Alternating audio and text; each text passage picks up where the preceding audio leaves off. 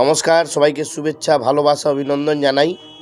আজকে যে বিষয়টা নিয়ে আপনাদের সাথে আলোচনা করব সেটা হলো এই নীল ষষ্ঠীর বারে কি কি সবজি খেতে নেই বা কি জিনিস গ্রহণ করতে নেই। প্রথমেই বলবো, তামসিক জাতীয় খাবার গ্রহণ করা যাবে না। যারা নীল ষষ্ঠীর বার করবেন এবং তাদের পরিবারের সবাইকেই তামসিক জাতীয় খাবার, যেমন ধরুন আমিষ পড়ছে, আমিষ মাছ, মাংস, ডিম, মুসুর ডাল এবং মাশরুম, মুসুর ডাল, মাছ, মাংস, ডিম, এগুলো হচ্ছে তামসিক জাতীয় খাবার।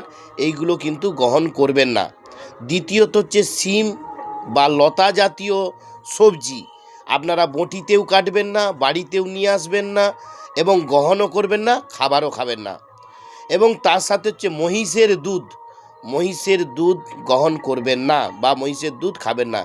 এই জিনিসগুলোকে বর্জন করুন।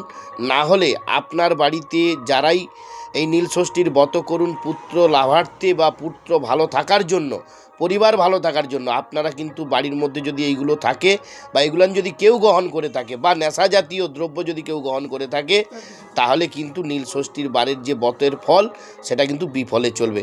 অবশ্যই সবাই ভালো থাকুন, সুস্থ থাকুন। ভিডিওটি ভালো লাগলে লাইক, শেয়ার, সাবস্ক্রাইব করতে ভুলবেন না।